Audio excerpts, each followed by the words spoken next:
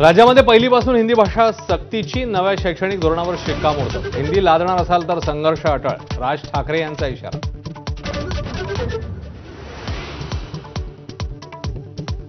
नव्या वक्फ कायद्यातील 2 तरतुदींना सुप्रीम कोर्टाची स्थगिती, 7 दिवसात उत्तर देण्याचे केंद्र सरकारला आदेश। तर संपूर्ण वक्फ सुधारणा कायद्याला स्थगिती नाही, कोर्टाकडून स्पष्ट।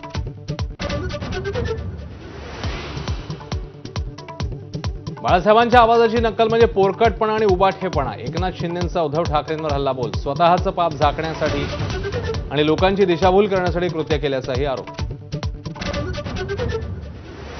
नाशिक हिंसा प्रकरणी आतापर्यंत 1400 ते 1500 जणांवर गुन्हा दाखल। संशयित आरोपींमध्ये काँग्रेस, ठाकरेंच्या पक्षासह शरद पवारांच्या राष्ट्रवादीच्या कार्यकर्त्यांचाही समावेश। 2 ते 3 दिवसांपासून माथी भडकवण्याचा प्रयत्न। नाशिक पोलीस आयुक्तांची हिंसाचाराबाबत माझाला एक्सक्लुझिव्ह माहिती। घटनेवेळी काठेगल्लीत 96 दुचाकी आल्या कुठून, प्रश्न अनुत्तरी। घाटकोपरमध्ये मांसाहार करण्यावरून मराठी कुटुंबांना अपमानकारक वागणूक दिल्याचा आरोप। कालच्या राड्यानंतर मनसे पदाधिकाऱ्यांची आज पुन्हा एकदा सोसायटीत धाव।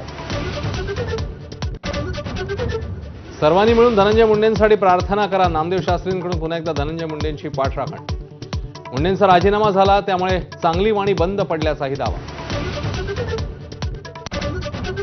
निलंबित पोलीस अधिकारी रणजित कासले पुण्यामध्ये दाखल। उद्या बीड पोलिसांना शरण येणार, तर कराडच्या एन्काउंटरची चर्चा बंद दाराआड झाल्याचे सर्व पुरावे असल्याचा कासलेंचा दावा।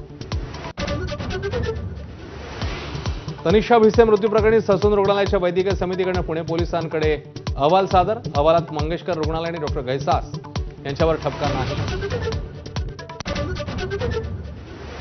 मुख्यमंत्री फडणवीसांना उच्च न्यायालयाची नोटीस। विधानसभेला निवडणूक आयोगाने नियमांची पायमल्ली केली। काँग्रेसचे पराभूत उमेदवार प्रफुल्ल गुडधेंची याचिका, उत्तर सादर करण्याचे मुख्यमंत्र्यांना आदेश। काँग्रेस नेते संग्राम थोपटे पक्षाला सोडचिठ्ठी देण्याच्या तयारीत, लवकरच भाजपमध्ये प्रवेश करण्याची शक्यता, सूत्रांची माहिती। कुख्यात गुंड लॉरेन्स बिश्नोई गँगचा विस्तार करण्याच्या तयारीत, मुंबई पुण्यातल्या तरुणांच्या भरतीचे प्रयत्न, सूत्रांची माहिती। प्रसिद्धी आणि पैशाचा अनुमान। बुलढाण्यातील केस गळती प्रकरणाला गंभीर वळण। शेकाबाद केस गळतीनंतर आता नख गळती होत असल्याचा स्थानिकांचा दावा। आरोग्य आणि जिल्हा प्रशासनाने रुग्णांना वाऱ्यावर सोडल्याचा आरोप।